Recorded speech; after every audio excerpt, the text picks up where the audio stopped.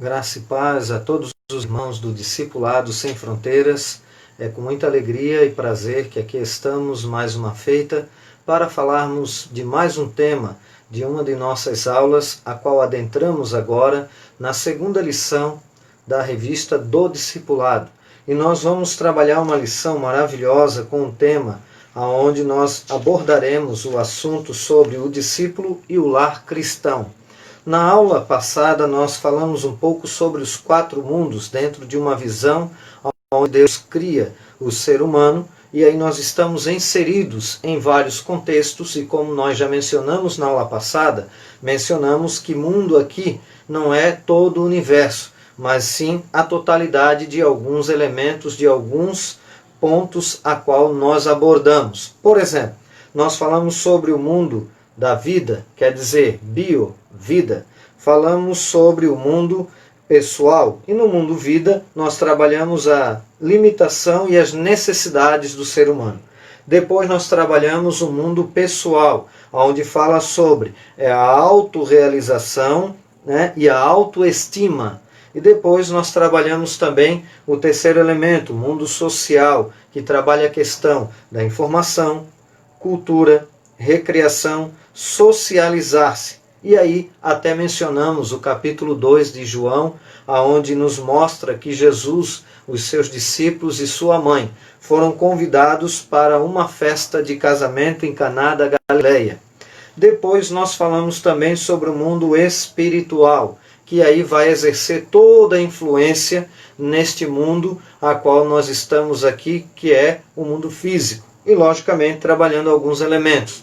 Passando toda essa questão, nós então na aula de hoje iremos, na verdade, trabalhar sobre o discípulo e o lar cristão. Tá? E aí nós vamos ver que o nosso texto base para esta maravilhosa lição está enquadrado lá em Josué, capítulo de número 24 e versículo 15, que nos diz assim: Porém, se vos parece mal aos vossos olhos servir ao Senhor, escolhei hoje a quem sirvais, se os deuses a quem serviram vossos pais, que estavam da além do rio, ou os deuses dos amorreus, em cuja terra habitais. Porém eu e a minha casa serviremos ao Senhor. Josué 24, versículo 15. É um texto bem conhecido da Igreja do Senhor, de todos aqueles que leem e estudam a palavra de Deus. E nós vamos observar, pelo menos aqui, para fazermos uma breve introdução, falando sobre o próprio livro do Josué, que é a qual nós encontramos aqui no capítulo 24, versículo 15. Ele tomando uma posição como um patriarca, como um grande líder da nação de Israel, a qual estavam entrando na terra prometida. Na verdade, já haviam entrado, já havia então distribuído entre as tribos as terras, e passado alguns anos, depois das empreitadas desta chamada, a qual Josué estava agora executando, nós observamos que ele chega no capítulo 24, ele chama os anciãos, chama todos os líderes de Israel, chama também os juízes de Israel e começa a fazer um relato da história da chamada de Abraão em Ur dos Caldeus, onde ele fala, por exemplo, o capítulo 12 que nós temos da palavra do Senhor, onde diz que Deus fala diretamente a Abrão, aí Deus fala a Abrão, Abrão, sai da tua terra e da tua parentela e vai para uma terra que eu te mostrarei. De ti farei uma grande nação, tu serás uma bênção. Quem te abençoar será abençoado, quem te amaldiçoar será amaldiçoado, e em ti serão benditas todas as famílias da terra. Com isso, ele vai trabalhando então os elementos dessa chamada, vai trabalhando, na verdade, todo o desenvolver da história de Israel. Até então, o ponto a qual ele se encontrava, já conquistado a terra. Tanto que um pouco mais à frente, no versículo 23, ele pede para que todos lançassem os deuses e os ídolos que eles tivessem fora, para que pudessem fazer uma renovação do pacto. Dentro dessa como líder, e o texto é bem categórico, porém, se vos parece mal aos vossos olhos servir ao Senhor, escolhei hoje a quem sirvais, se os deuses a quem serviram vossos pais, que estavam da além do rio. Aqui é o rio, quando se faz essa referência, é o rio Eufrates, né? Trabalha aquela ideia do rio Tigre, rio Eufrates, até porque eles saíram, né? No caso de Abraão, da Mesopotâmia, que é terra entre rios, do rio, ou aos deuses dos amorreus, em cuja terra habitais, que agora estava em Canaã. Porém, eu e a minha casa serviremos ao Senhor. Quando nós vemos, né, esse texto maravilhoso, logicamente, aqui nós conseguiríamos trazer uma exposição desse texto, por exemplo, aí 1 hora, mas nós não vamos ficar detidos a esse texto, porque nós estamos trabalhando matemática, ainda que vai trabalhar, logicamente, sobre o lar cristão. Quando nós observamos sobre a ideia do lar cristão, sempre é interessante nós fazermos aqui uma menção, por exemplo, de uma metáfora, como que uma lareira, que é um local aconchegante dentro de uma casa, onde as pessoas, a família, pode estar, né, conversando entre si, contando aquilo que aconteceu no seu dia a dia, e traz todo um clima de aconchego.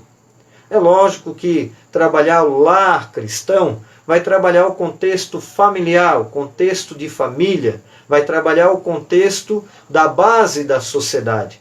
Como nós sabemos, e volta e meia, vez por outra, nós mencionamos que a família é a célula máter, a célula mãe da sociedade. Se tivermos uma família abençoada, com certeza teremos, né, uma igreja abençoada e uma sociedade abençoada. Se nós não tivermos uma família bem estruturada e abençoada, com certeza terá uma igreja não abençoada e, consequentemente, uma sociedade destruída.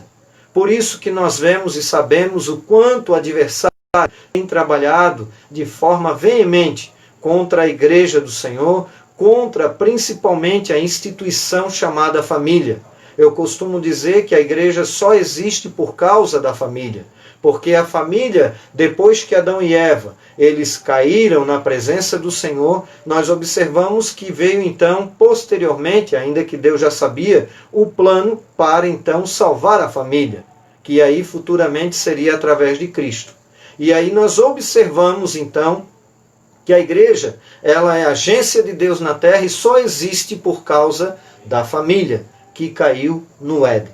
Quando nós observamos então esses elementos de forma prévia, né, e objetiva, para nós assim então entrarmos, né, na nossa lição de hoje, a nossa lição ela é bem objetiva, tá? Nós vamos trabalhar alguns elementos de forma bem rápida e objetiva para fazermos uma aula que venha trazer alguns subsídios teológicos para os irmãos, aqueles que adentrarem no nosso grupo Discipulado Sem Fronteiras e também no nosso canal. Nós vamos observar, por exemplo, né, o primeiro tópico da nossa lição, trabalhando aqui toda essa questão introdutória, o que é o lar.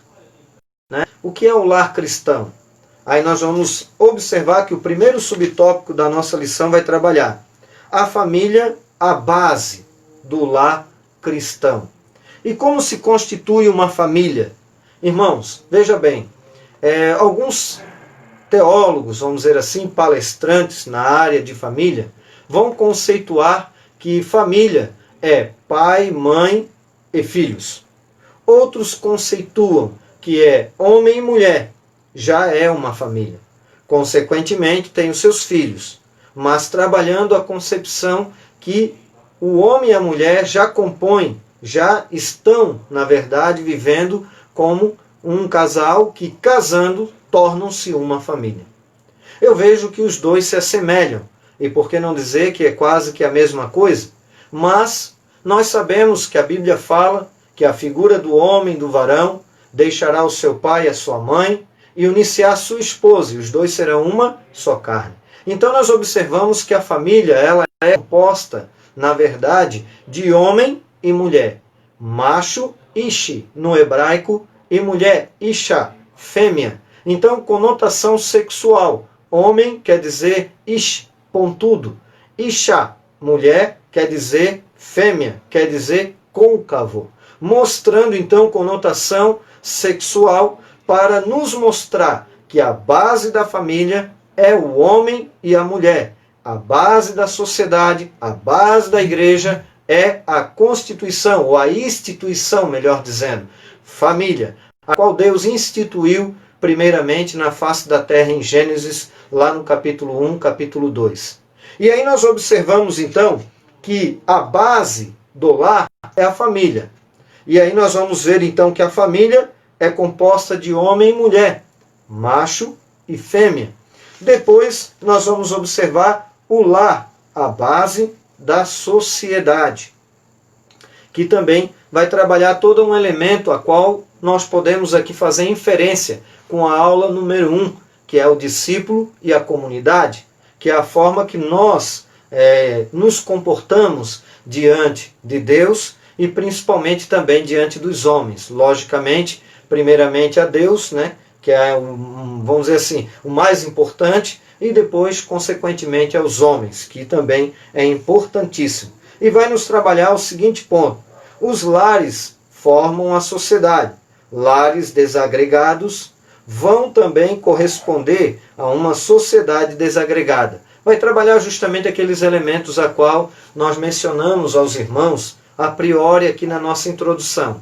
Uma família bem estruturada vai, consequentemente, ter uma igreja abençoada e também uma sociedade abençoada. Uma família desagregada, uma igreja desagregada, uma sociedade destruída. Eu lembro-me que alguns anos atrás, mais ou menos aí uns 10 anos, Deus havia falado ao meu coração em oração para que viesse a trazer a mensagem, pregações em algumas igrejas trabalhando este tema. E naquela época eu não tinha tanto entendimento concernente à questão política, ainda que nós aqui no Discipulado Sem Fronteiras temos por propósito não a mencionar, mas apenas fazendo aqui uma menção, né, bem rápida aqui, abrindo um parênteses, que não tinha aquele entendimento, né, da questão marxista e assim por diante, onde lutam contra as famílias. Então, na verdade, baseado até no próprio texto bíblico, em 1 João 5,19, sabemos que somos de Deus e que o mundo jaz está no maligno. Então, independente de nós sabermos a visão filosófica de Karl Marx, ou, de repente, até mesmo do socialismo e assim por diante, nós sabemos muito bem que o adversário, ele luta contra a sociedade, contra as famílias. E é por isso, então, que Deus assim colocou no meu coração trabalhar este tema em alguns anos atrás, a pregar em várias igrejas e com certeza, na época ainda, em nosso campo, não existia ainda, por exemplo, Casados para Sempre, e eu sempre via, vez por outra, alguns dos irmãos dizerem vamos dizer assim, da bênção que era pregar sobre família. E era algo que tinha uma certa carência. Ainda existe, com certeza, mas com o passar dos anos foram vindo os cursos e ministrações, palestras e assim por diante. Então essas questões acabaram ganhando mais proporções e vários desdobramentos. E aí nós vamos observar então o lar, a base da sociedade. Nós temos aqui um pouco mais abaixo a menção do texto introdutório, onde Josué fala: eu e minha casa serviremos ao Senhor. Então os irmãos vejam que dentro deste contexto, quando Josué já estava então na terra prometida, já passados alguns anos, fazendo todo aquele relato histórico, ele então chama o povo para uma aliança ou para a renovação do pacto. E você observa então no versículo 23 que ele manda lançar fora os deuses dos amorreus, em cuja terra eles habitavam. Então entenda que ainda assim eles foram influenciados em vez de influenciar. Eu vejo isso no nosso contexto, onde Paulo fala em Romanos 12, 1 e 2, rogo-vos, pois, irmãos, pelas misericórdias de Deus, que apresenteis o vosso corpo em sacrifício vivo, santo e agradável a Deus, que é o vosso culto racional. E não vos amoldeis, não vos conformeis a este mundo, mas renovai a vossa mente no vosso entendimento, para que podeis compreender qual seja a boa, perfeita e agradável vontade de Deus. Então, irmãos, nós temos que perseverar. onde nos mostra os princípios a qual norteiam a vida cristã, a qual Deus nos elegeu e nos chamou para a glória do seu nome, como nos chamou para ser o sal da terra, a luz do mundo, como outrora já mencionamos em outras aulas. Depois nós temos aqui o lar como extensão da igreja, que na verdade a igreja é a extensão do lar, né? Aqui na verdade é trocado, mas o lar como extensão da igreja. E aí vai trabalhar o primeiro subtópico dizendo o que significa o vocábulo igreja. Então nós sabemos que o vocábulo igreja vem de eclésia, que é chamados para fora. Para fora do quê? Do mundo espiritual pecaminoso, para estarmos na presença do Senhor. Então, quando a Bíblia fala em palavra igreja, no grego, eclésia, chamados para fora. Do hebraico, a palavra gahal, que quer dizer Assembleia do Povo de Deus. E aí nós vamos observar, então, que nós somos a igreja de Cristo. Nós fazemos parte para vivermos uma vida de novidade na presença do Senhor, como fala em Romanos. Então, na verdade, como igreja, agora nós estamos, então, pertencendo ao Senhor, como corpo de Cristo, tendo, então, as bênçãos de Deus e também tendo, na verdade, o Espírito Santo. Propagar, então, o Evangelho. Nós observamos aqui, então, que da igreja, então nós vamos inverter a igreja como extensão do lar. Nós temos o primeiro subtópico. O que significa o vocábulo igreja? Então, logicamente que aqui no discipulado, tanto no nosso grupo do Facebook, quanto também no nosso canal no YouTube, nós estamos aqui trazendo alguns elementos de forma bem simples, bem objetiva, e as aulas na congregação, logicamente, elas trabalham esses pormenores com mais detalhes. Nós temos também aqui o lar como extensão da igreja. Ora, diante da definição acima, é justo considerar que o lar é a extensão da igreja. Então, quer dizer, a igreja é a extensão do lar, né? Aí nós vamos ver aqui. Em outras palavras, isto quer dizer que o bom testemunho cristão deve começar a ser vivido, né? Vivido no lar. Por isso que é ao contrário, por isso que a igreja é a extensão do lar, porque ele tem que ser começado a ser vivido dentro de casa. Eu não posso ser uma pessoa ou um cristão de uma forma lá fora ou dentro do templo e não ser dentro da minha casa. Na verdade, dentro da minha casa é que eu devo começar a ser um verdadeiro cristão. Quem tem que ver o meu bom testemunho são, primeiramente, os meus familiares. Eu lembro-me que alguns dos pastores e palestrantes utilizam, às vezes, né, uma figura da onde o pastor visitando a sua ovelha, ele chega numa determinada casa, e aí, chegando lá um menino muito pequeno, começa a olhar o pai, ou melhor, o pastor, por trás, né? Começa a observar o pastor por trás e olhar. E aí o pastor diz assim: rapaz, o que aconteceu? Não, pastor, é que meu pai fala que o Senhor tem duas caras. E eu queria saber se o Senhor tem outra atrás da sua cabeça. Então, quer dizer, sendo algo que o filho ouve dentro de casa, murmurações.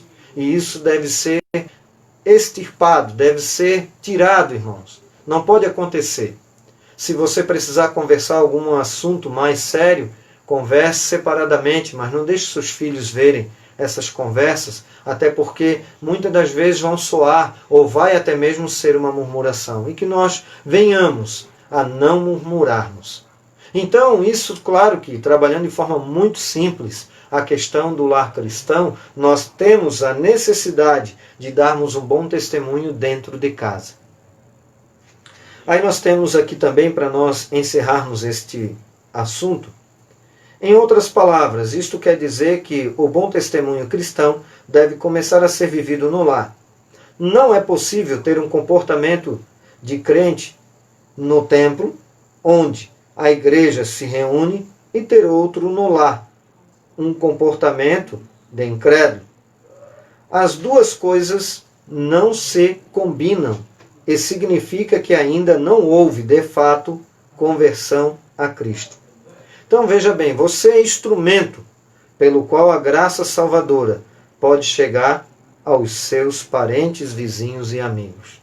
Que as pessoas possam ver em nós a sociedade, a comunidade, como a primeira aula nos mencionava o tema, possamos dar bons testemunhos e pessoas serem alcançadas através da nossa vida. A vida cristã no lar. E aí nós vamos ver aqui o que é vida cristã. Depois nós temos aqui como viver a vida cristã no lar. E terminamos então a nossa aula.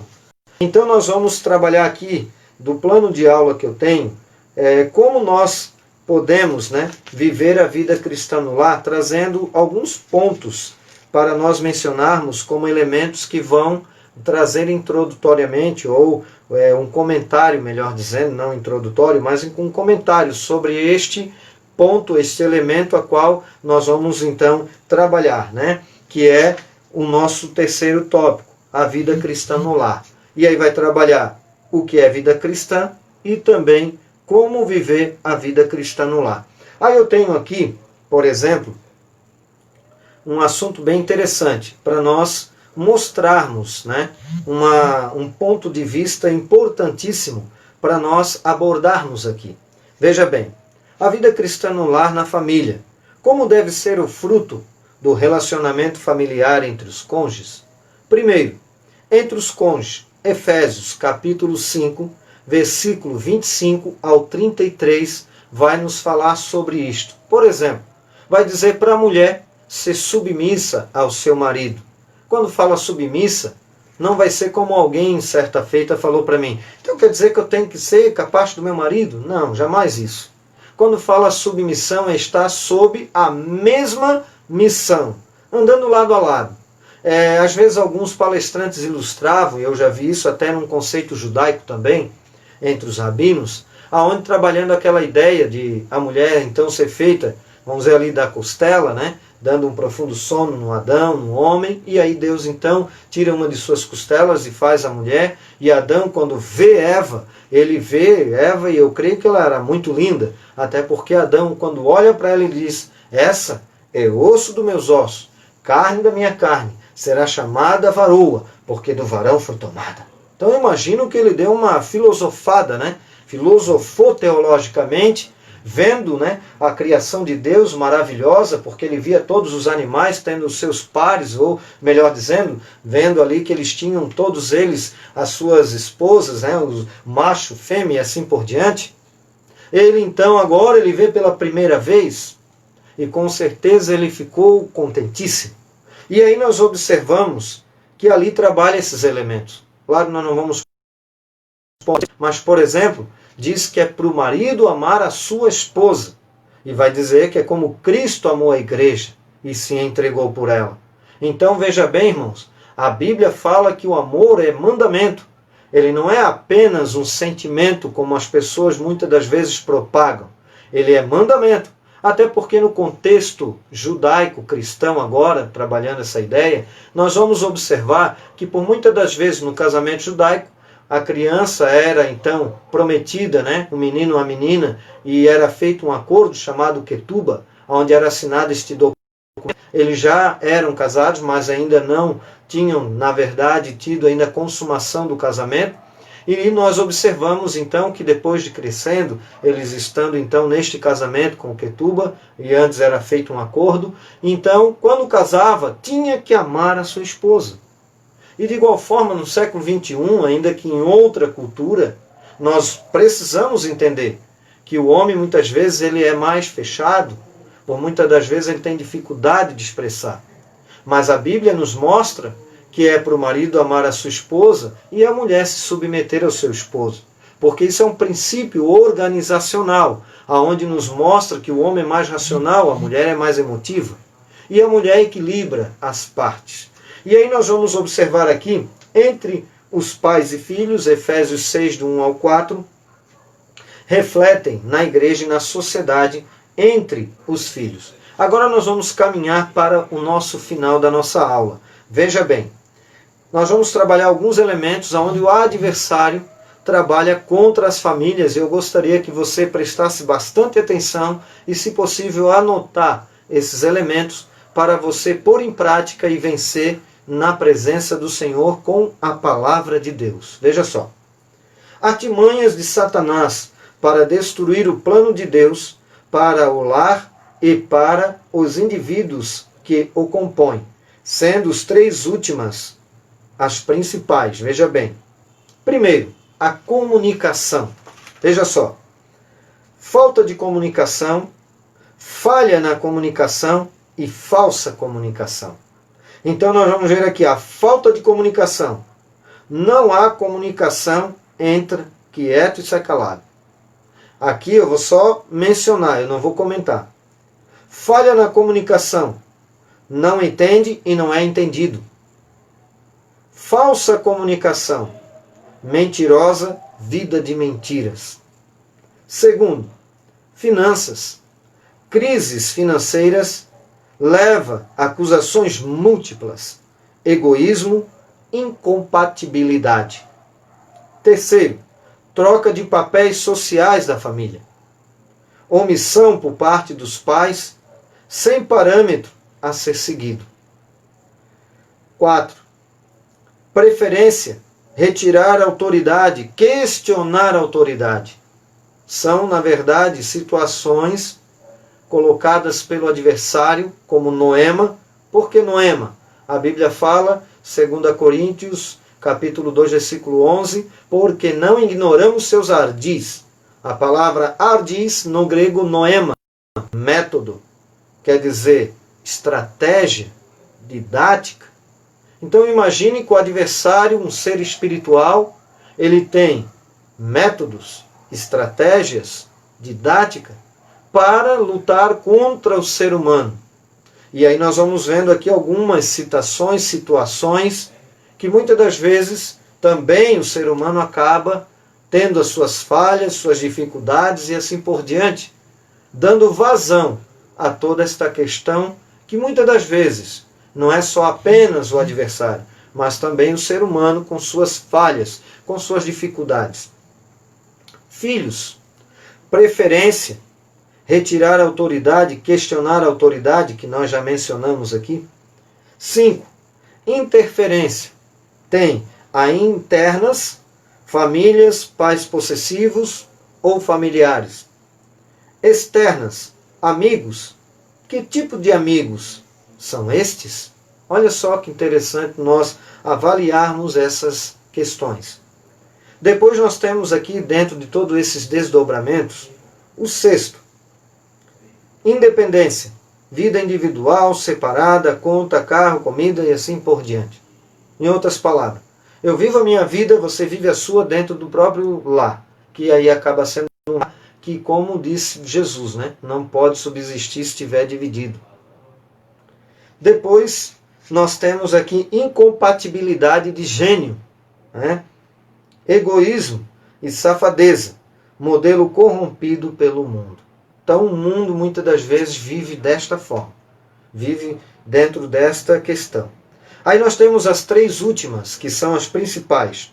Veja bem, violência, agressões físicas entre os pais, contra si, bebida, droga, comida e assim por diante.